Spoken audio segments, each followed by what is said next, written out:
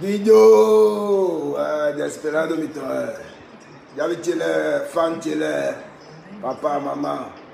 Lemide, chile coco chile, moro dagbea. Boss chile, ma fon Guido numia. Dimanche, le dimanche bon midi. Guido, et puis premier août, fête de Bénin. Il y a surtout fête de l'indépendance. Et puis le 61 ans, donc, il y a beaucoup de temps. Il sort que bien, il y a des soirées au Gando, il dit, bon, il y a planté, beau filet, a planté maçon, a planté taille, par le filet, bon, quand il y a un peu de plan, bon, quand il y a une libération, on est à bon. Et donc, on a mis les bibes, on a baïta, on a servi, on a noir. On a cadeau. Donc, maybe we may know. Joyeux anniversaire, nous, Bénin. Guido.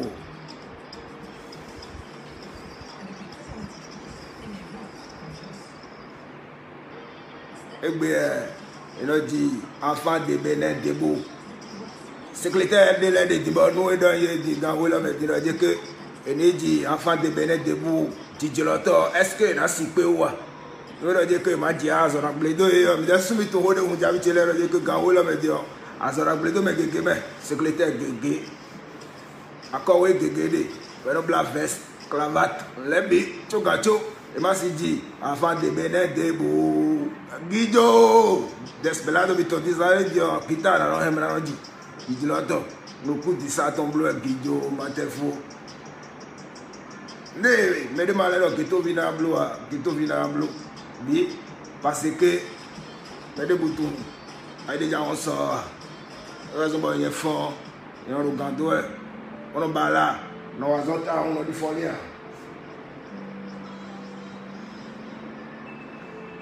Ni partager, dilecteur, tu m'as ton flow. Guido, Desperado mito.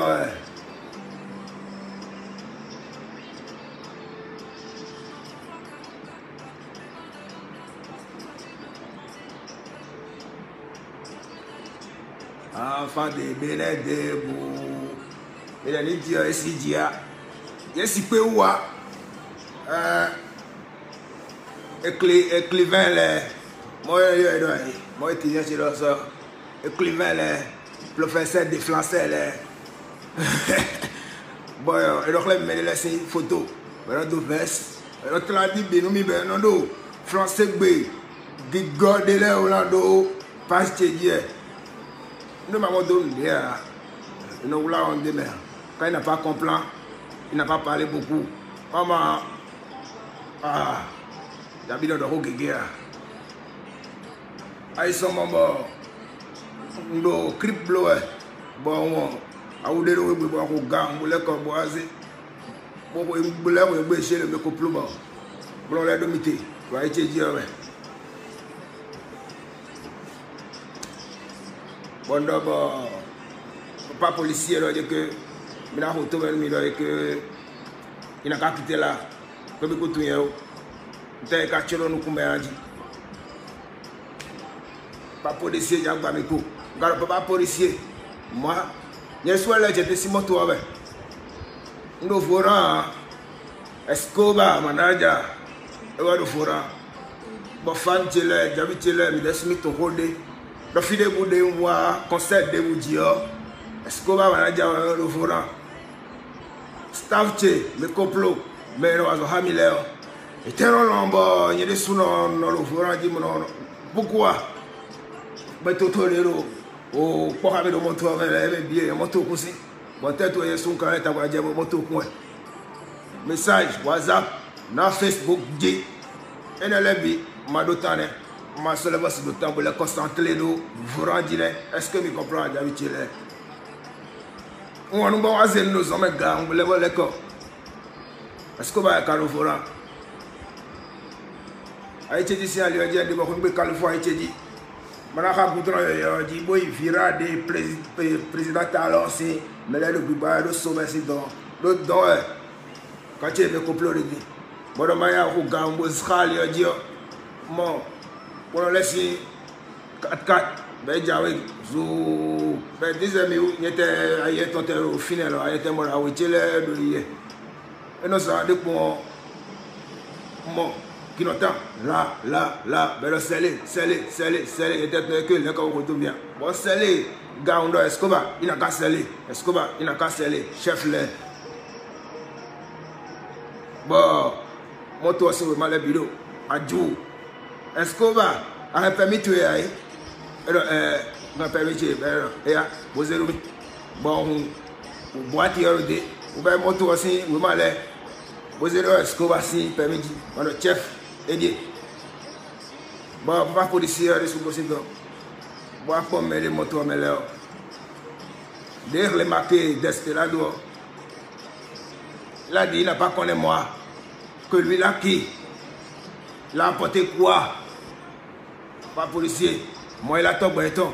Escobar il a artiste de top béton d'Espelado. Policier de Wadjenko. Quand on m'a dit papa policier policier est sur le titi nous. Papa mon papa est gagné de nier. Toi. Et le titi nous papa policier il a artiste. Non, moi je n'ai pas connu lui. Oui, là, il oui, mal, bien moto. Bon, il soit un gadget. Bon, c'est portable, tu quoi. Bon, tout le monde, papa policier. Donc, YouTube dit, YouTube dit quoi? C'est vrai que papa policier n'a pas tombé. Donc, papa n'a pas tombé. Il y a cassé d'autres tabassi, une thèse de fifanci, moi. Il a été osé portable. Maintenant, papa policier, moi, il est artiste d'Espelado, top béton. Et il a dit, YouTube dit, il faut faire pour pas avoir béné. C'est comme ça il a fait, moi, un blond. Bon, le crypte, le YouTube dit, beaucoup de gens. Il a dit, papa policier. Papa policier, il a quitté là. Moi, je ne pas connaître toi. Il n'a qu'à venir sur le commissariat. On ne va pas policier. Est-ce que vous moto aussi, vous m'allez, il a dit, le papier il est à Djou. Bon, chef de moto, oui, le papier il est à Djou.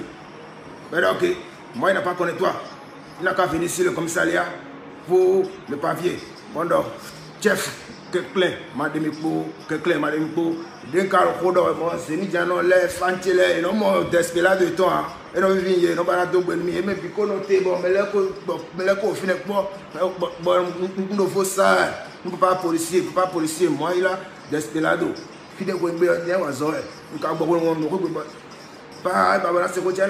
Si il n'a pas quitté là, que bien bateau nous dit gars bon pas policier. Nous a demi pour le fantier là ici nous comme et via.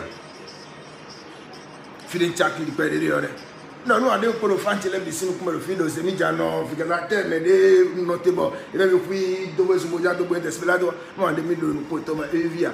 Na bob et quand c'est dit bon on a balancé directement bon nous dit là on a clair fantilé do il met beaucoup d'air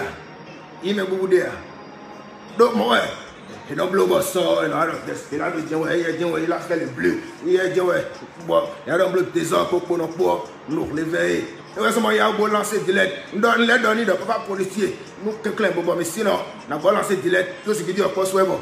Toi bien mon oui dit ouais. Bon lancer direct do papa direct. Lancer direct je suis un direct beaucoup de. Au fin de carrière de LED parce que ce qui dit est support. Nous m'en y a là nous comme me boire de caractère pour si nous comme nous moi il a peur. Donc pour on dit sortir bon direct bleu.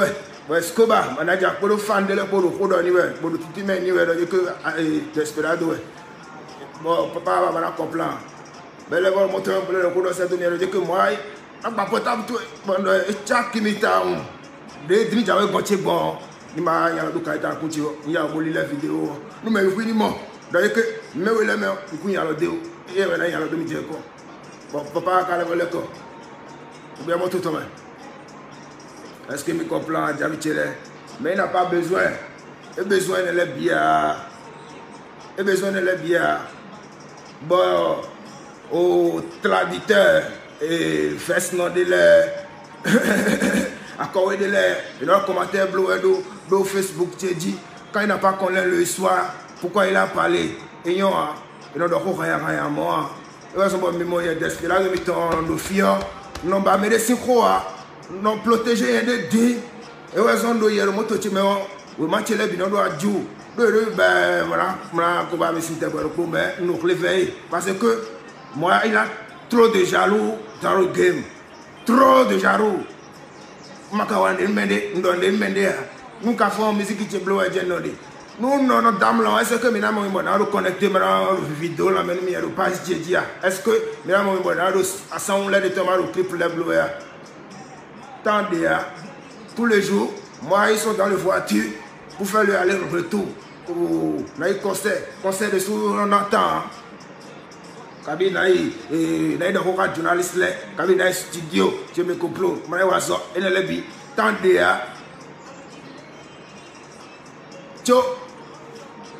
c'est 2018 le pot le Caraïfi le agra dikpereja si on eno gedo me bon abia fon mo to na lo maraji ba attends bon ya bi la bo petit frère et to ba desperado mara lo moto to 6 me elle bien so bon temps si me bo ma je Caravi me do studio chez le me couple le Caravi tofi bon essence elle est bien et na le di nous et elle est so bon Caraïfi. Dès qu'un fils 2018 j'habite là, je suis dormi. À son avis, je suis desperado, je suis tombé, et tu as été en combo que tu as dit, artiste bleu, stable, bleu, que tu as dit, à son avis, je suis mis mais pour qu'il ait en combo, pour nous saluer, à son avis, je suis mis, bon, je dis, je vais aller samedi, je vais conseiller à boire à Hanoué, de Cotonou, de fil debout, de fil debout, je donne mis. Moi, je connais trop mon droit. Donc, nos filles, on sait vraiment. Mais Haïti roté. Bon, mais pour c'est vraiment là. Mais c'est vraiment là pour le rôle était bon non dormi. Donc il y a des sous-noms donc il y a un temps que là on a le lever bon donc nous les même dans bloc nous m'ont mis tête nous sommes pas tant pour dire ouais. Il a fait travail d'équipe. Donc il y a donné il y a pour nous ba na noir. Moi ouais.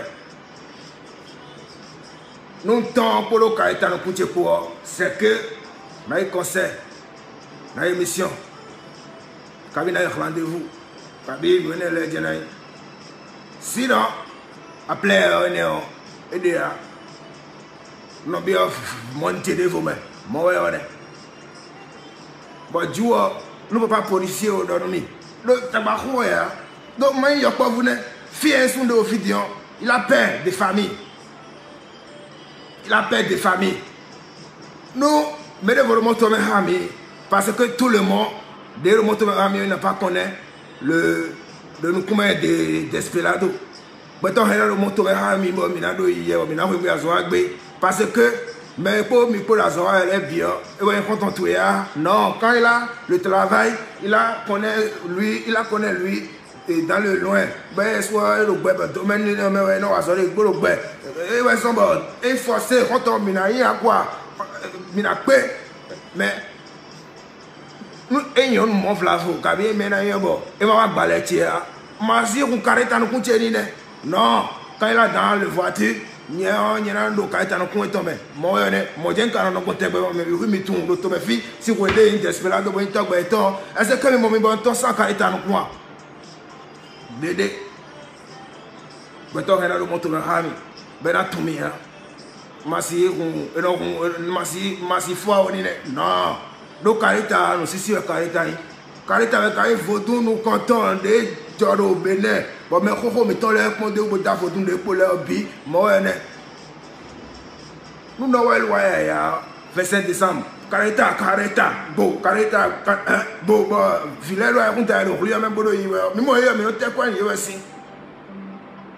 C'est parce qu'il n'a pas vu que il n'y a pas vous le careta bleu, on a aussi, on a tafouille, parce qu'il y a d'autres gras, bodo garon, à tafouille, bodo careta en poussine, non, il n'a pas fait ça, quand il a fait ça, c'est pas bien. Pesté, ouais, il n'a pas bon, et non bleu, moi, ah, il y a careta, pour de parler de careta. Ma vraiment pour nous coûter ouais bébé ah vite les verts t'as vu ouais bébé beton on donne un boulot dire que toi ben m'a bon ton coûter bébé Moi, s'il a venu dans la maison de moi, il n'a qu'à te donner 500 000. Moi, mon couche, mais. Quand j'ai m'a rappelé ton compte Bédé. On rappelé ton compte Bédé parce que, pourquoi on compte couche, mais. Balai, moi, nous avons balai, on peut dire, ça nous balai, on a sous quoi 500 000, mais on va balai. On va dans le titi. Bon, il y a un regard, on le salon, ta caméra, tout est là, non, moi il a trop réveil. Trop de réveil. Trop. Baby, ouais. Il y a 500 000 $, moi la carte, je vais le faire. Parce que quand il est dans le coin, c'est des boîtes d'espérado, l'automobile. Et quand on peut, dans le gourmet, mon nom de Asa, si Tania, le gourmet, faut dire, ouais. Est-ce que mes comprends? Yesi bebe na ande pour faire les signes quoi yesi bebe na ande asisa sitania moi je vais préférer le mouli mau do bebe fio non na mesa non na me manjima e we no protéger bebe fio non do mi javitile bebe fio non na me manjima e we no protéger no oli bonawe parce que moi il a quitté de loin trop loin dans le ghetto. Il y a un giro boîtier mais on tourne. Expérience d'un dehors, il y a le point où on tourne. Et ouais, son bon nom de réveil, moi. Bref, je vais raconter l'histoire créée de nous. Nous comptons des ronds, bah, construira, le FIFA dire, le président, à nous, Newton, bon, l'école de ça, mais, tant, mais, mon tout est, bon, quand tu me complot, les amis. Il y a un faire manager à la Bobby, tant mais un faire manager pour la Zoa, même Bibi. On met là comme si concert, 2 heures, 3 heures, mon. Quand tu me complot, et c'est une de base d'arrois, pour tomber. On met la dauphine, on doit s'en couper, on met le colo pour la bado. Mais le Rasta, il n'a pas fait le management. Nous, on bloque concert. Bon, nous cigare, autant l'air, on vin, whisky. Bon, tiens, nous parlons, les vidéos là, mais Guidji, Gadje, Guidjo. Bon, bloque concert. Bon, aussi concert, nous avons bosati au mlaïon. Bon, on va casser. Bon, nous avons caravi à étudier. Bon, le fait manager. Vous savez, c'est le final. Bon, c'est bon, c'est bon, nous, mais nous ne sommes pas. Bon, on a Japon, c'est nous. On fait manager ok ben c'est mi dit donc quand tu as bien ou non non ça nous a nous a Californie été disposé tout de la quota quand tu vois disait on non ça doit faire ça télé pour les codes de final moi 810 de pot nouveau blanc de ya wele no kudian ben ko si ton ben we deji ni de ka ke mi toji bon mais là il nous comparer pour il est scénario de pot j'habite là mais là que ouais et quand Téléia et do tu peux pas pour samedi raison mais do Téléia ben les gars beaucoup domi bon là c'est ne quoi là c'est allez bon il a qui il a jabi ouais ghetto me soudé lui me soudé et donc pour nous le Téléia mais on a compris mais où c'est les gars maman pour nous intébadé à ce temps aider oui maman va aider quelqu'un c'est man pour merci quelqu'un pour comme des nika zamé après identité tout yo il a dit de maman il a sauvé ça il dit donc comme ça les avant donc fin ba on clomo to zakwe blon lebi tu vois ma tu vois non fin ouais moi il n'a pas connaît toi bon attaque jabi masi gonje non je que blacage na blow mi we dio yo so on la défendre de quoi dia bon on a défendre de quoi de quoi cra dia mon pont tout bien mon logiciel pour regarder tous les hier bon donc il a quoi moi il a fait quoi bon c'est mis dans le lait ténodi de zamé c'est mis dans le donc que bon zamé là et j'ai ténodi bon voilà moi il avait acheté pour le management de Japon toi il a qui commissaire moi il a commissaire le commissaire de Central Calavi mon il y a kasi plo ame gandako bon on kasi plo ame gandako pour Mississippi Parce que maintenant, le placage bleu de 100 mains, 817 000 carrés. Et dans mon tomi, on a un complet. Dans les raisons, demi-demi, tout le monde, est-ce que je suis clair, 4 mitons, 4 de clair, que pour nous gagner, là, on a complet. Bon, nous bois, gars, et de rodéa, et de 4 ans, pour mon 4 ans. Bon, pour les 4 ans, fait manager. Bon, pour nous laisser, venez déjà, mon chef d'Irungo. Bon, chef, moi, il a Desperado, tombe et tout. Moi, il conseille de l'école, on va essayer de mettre le beaucoup. On va donc arrêter dans le coin. Parce que quand le conseil a fini, il y a un peu il y a des carrés dans le coin. Mon bien, j'ai déjà tiré. Moi, dès qu'on a aussi conseil, ça qui tire le métier. Moi, il a mon carré dans le coin dedans. Mais comprends, donc on s'est dormi. Moi, il y a quoi le pot. On a fait le 1. Pérenniser et carte d'identité tchéton. Bon, donc, rien. Le moto tchéton. Du coup, moto est poussé au domaine à l'idée. Bon, Dieu, oui, ma carte d'identité tchéton. Bien. Dieu, dodo, moto, ouais. Mais comprends, j'avais tchéton. Femme manager de soi, elle est sous quelle? Pourquoi elle est sous toi? Patron, elle a mis la fouille. Vous la fouille, quelqu'un qui t'a fouillé. Là, que me coûte nous au Tchabouda, ma flamme, bois le yes en mer. On a le haut des bois, chef. Et chef, il s'est quitté. Et il s'est quitté, il a fait l'ouverture pour le sac. Nous avons des commissaires centrales, Zukaton et Blobet Chouamio. Dès que moi, il a Desperado. Nous avons dit que quand il a coûté le sac, il y a des sacs qui sont dans le sac. Beaucoup de sacs qui sont dans le sac. Et dans le main, il a fouillé, il a tourné, il a retourné. Et il a dit que moi, c'est signe de demain. Mais mon caractère dans le main. Il a caractère dans le main. C'est mes gens qui ont été dans le sang. Mais nous pouvons développer tout le monde. Et des caractères dans le temps. Nous pouvons nous faire un peu de câble. Bon, quand il nous oublie mon couillon, nous disons, nous oublions des heures de débat, nous oublions des heures. Donc, quand il est en coin, nous avons des bois, il a mon vie compris. Il y a quoi, les webinés. Mais quand des temps, bon blolé, beaucoup. Pour les tutos de ça qui est, pour ce ça qui est, pour les sacs qui tiennent. Mais pas de bon, mais là, il a connu fleur. Et tout, balèsino. Mais non, dès que ma carrière, on va me tolérer bien.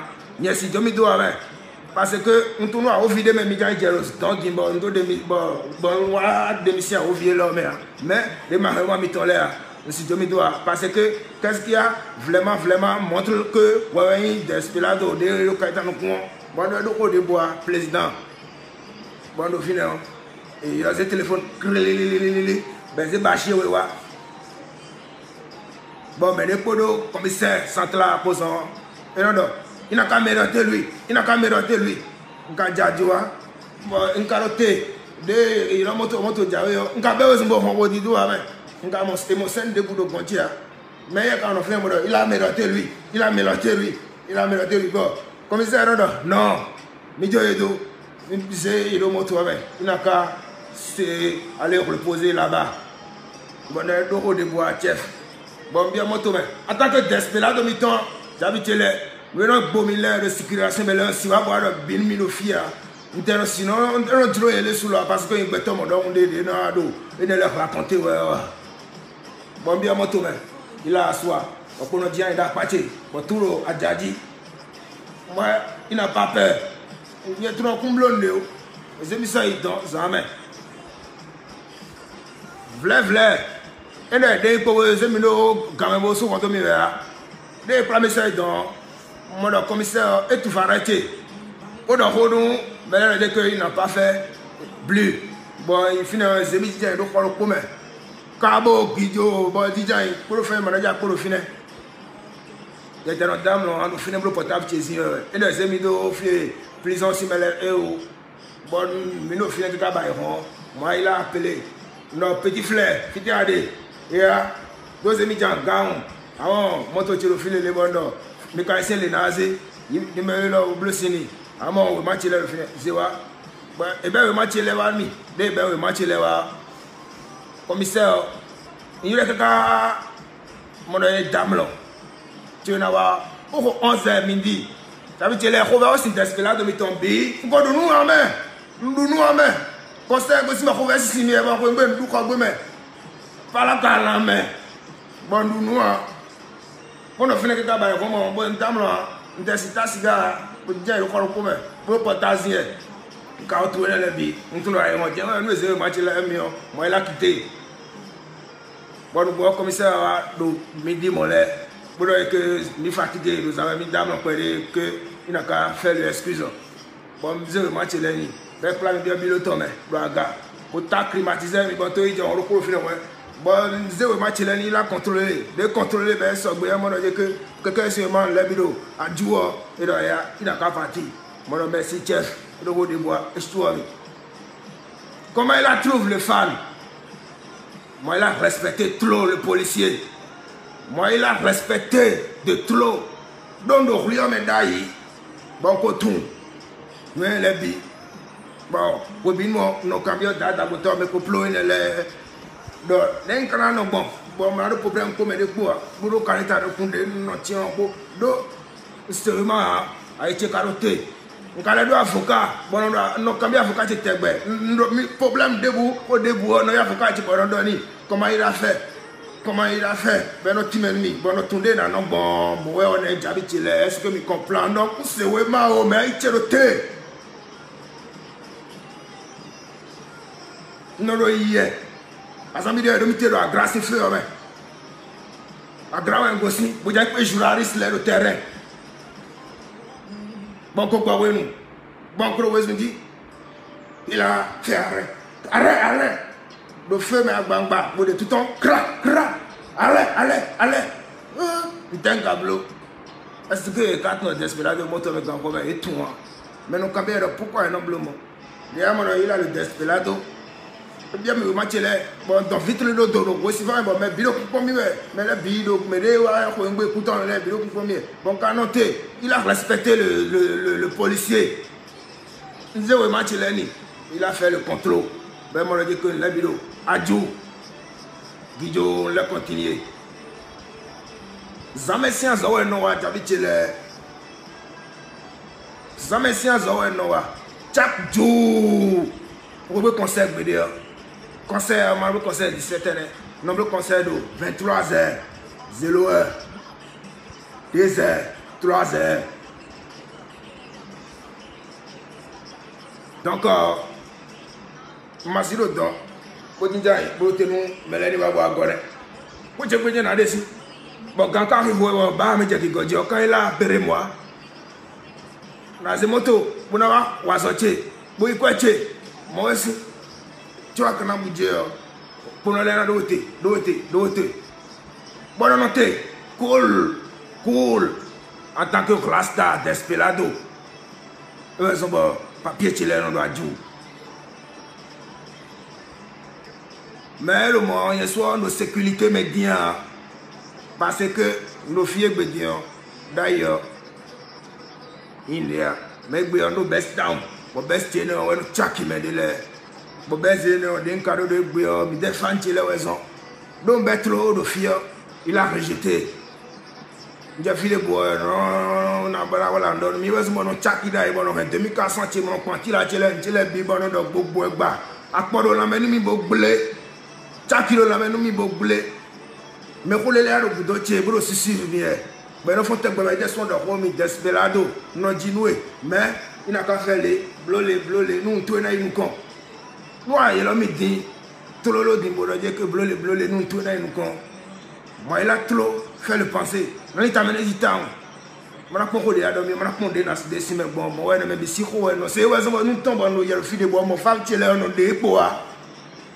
Et ouais, mon dos. À son ami, ouais, nous mis. Despelado, tombe, nous savons qu'on a un coup, beaucoup de temps, nous, ben, on dit que à son wawa. Nous mis ces photos dans le nous marquons nos commentaires. File de Jenaï, cabine à plein capoté, cabine à file au Janron. Quand il y a des Despelado, on a tant de tête pour le caractère de coucher pour eux. Asami de on kosi ko gbe ya mara ho nudu do kale fuche ji ya ko si mana ho nudu kale fuche ji ya ndo ti to si fo mo pono wele le be keke awoju bo mo moto se do moto ja we si fo me no te do fo anji e no te pon mi e be donc rendez-vous ka bon je fo anji le je fo anji o me ro ko je ke gan bo no te do ali te tin bo do ila sele nga sele nga we ka eta nkuche ka ro moto be cool pendant il n'a pas accompli moi. Toi il a qui moi n'a pas connu toi et tu as été contrôle et ta moto aussi lumière vous êtes tous à l'eau comme midi et puis via matière artiste miton le poids despilado miton le poids mais dans des pour moi ben j'ai moto me fouillé dit bon on cas donne mi non le lever interrompre pas non et quand il game les de moto mais parce que tout le monde alors il y a un policier là quand il a jarou de toi il a clé problème pour ouais il n'a pas qu'un artiste d'ancien roi reçoit moi ben c'est quand il est dans il a fait quoi de ça toi béton ouais tu regrettes moi il n'a pas connu toi bon quoi il va nous dans le la bang bang bon mais les non qui dit maintenant et vivia mais non pas best pour et vivia beso de nous le chat qui me les mais les non pas vraiment wana et comme machia parce que le fio d'agbe il est ton yon non les et si tu te pour dire que il y a un policier il y a un policier pour des policiers pour non jamais moi il n'a pas fait ça bon pour nos socatos les soirs il est tout mis mais tu as un coup de mot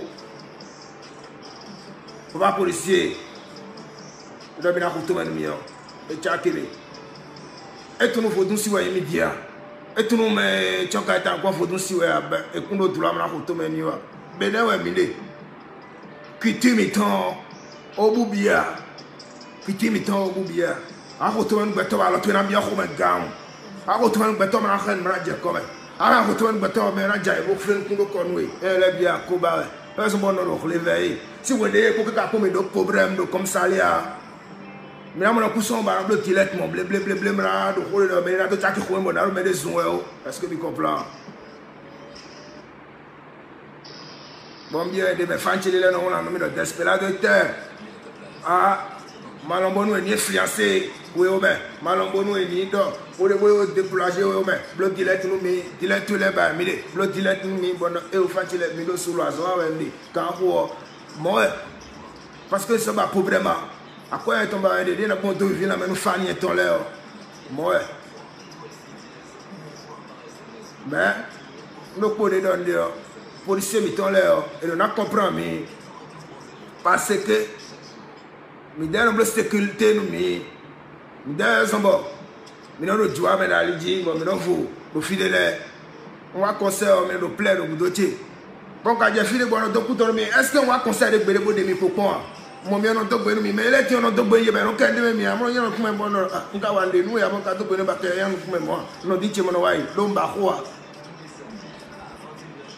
ba me fima bi o tagbare ti ta mi se gba ko ngbe adoko quand il a riche quand il a pauvre à go bon pata mbi hein en bien domédien ouais 1m50 ouais so ben le fli eto parce que tout nous so nya ko a ran ton gbe nya ko a ma no fli ko na wa je mo du gbeche no e mi dai mati mais no ko le mi na comprendre mais écrivain professeur de français là bon, Rolando, commentaire même rien là. Moi, il n'a pas jamais porté body savon. Nous, Mosé Photon dans le domaine. Un temps pour, quand il est en couché pour, mais il va zoé. Moi, on est concert, crip, rendez-vous. Là, il prête à porter. Kabila, il peut m'aider, Ija, partenaire. Moi, on est. Et nous, les artistes de vous, on choque dans le combo aussi, tous les jours, on boit vidéo. Et dans l'hôtel, fait pain, les mecs. Dans le moto, fait pain, les nids. Dans le boni. Pourquoi me dire que nous avons des mitons pour? Et Vivia. Parce que moi, il a fait le joie sur le cœur de Fan Bénin. Fan, tu l'as bien tout mis. non batabahoa. Mais tabado la time boblé, bon nous tchaki on non perd contrôle. Et quand on non ba moi, non ba mana do contrôle perd. Ouais, on non sien de vous comprenez là, Pantele. Donc me partager dilecteur, me partager dilecteur et be dimanche. Bon dans ma team on nous pas professeur les on dit comprend. Et là dit que non le sadier pour quand on coucher pour moi le hier, et que policier moi non. Et là dit que pas policier dormir, là dit que mba bona toué. Donc dès dans on dit est-ce que me comprend commissaire au carton de au final, il la connaît moi et tout me. Non et que à tout temps il boire ba mi parce que nous non donné et non donné que nous écoute nous à tout temps il mais on ba kabi rechercher ouais ba tiens quand on kumbolo circulation mais bolo yi ouais et non il better rechercher commissaire les soins na autour aussi donc et t'as peine quand tu ordinateur ton mais et attends donc quand le commissaire il a connaît moi bon policier à Zovillers et bien Rabou les gens comme il a dit là il a connaît moi papa pourquoi il n'a pas compris moi il n'a pas le problème moi il a fait le joie sur le cœur Desperado ouais non moi il tombe béton nous le coup nous le bonnet bédaï il partager nous papa ni mon zéro Facebook toi dit nous mettre là nous le coup nous le bonnet oui Pantele motimeni artiste ouais le globe bien misé et télécharger son téléphone sur mon Facebook dit ni séparé là il a comprend donc normalement population pour artiste pour nous pour il a fait comme ça alors là l'homme mais tout gazosé moi il a l'homme là non il nous con il a aidé moi il a quoi la lumière voilà il nous con la musique qui tient moi donc il est on a monté tant Angélique qui joue et autre moi je vais pour l'artiste qui joue là pour mon boy artiste qui joue là pour il n'a pas venu sur le Bénin c'est estimé au final le canal est au final Gibi d'abord est au final l'homme là a dit quand aussi comment c'est le rap pour le poids et l'homme là a dit pour le envie de l'époque il n'a pas jamais venu et blanc bon temps et là on a déjà signé avec le ben non pas on a pour quand non modo abadion pour le tomber fille pour le sofa tomber pour il a dit pour la musique qui osé à gars et on a beaucoup de temps jaroule les n'a pas bomber na jayo que quand bon ma attention mais ça va aller encore après on a clété pour m'aider pour moi faux flair les cadets ouais que tout le monde a gossi, il n'a qu'à comprendre moi. Fille un gossi en lit, fille un gossi en carton. Nous devons donner maï, sommet, monsieur. Il n'a qu'à voulu m'arrêter. Et dans les 10 mois, bon, maintenant, il a dit, on a des impôts, mais ça, tout le monde a pas bon, parce que quand il a encore le moto, ils en plan, ils disent, oh, tu as qui, tu as un blona, bon, tu as attention comme moi. Bon, les gens, quand il a encore, il a dit, tu as qui, moi, il n'a pas connu toi. Nous sommes complètement tournés dans nos bons. Pantele, mais d'ailleurs, mes timers, mais dans nos bons. Dans nos bons. Partager dilecteur, le dimanche.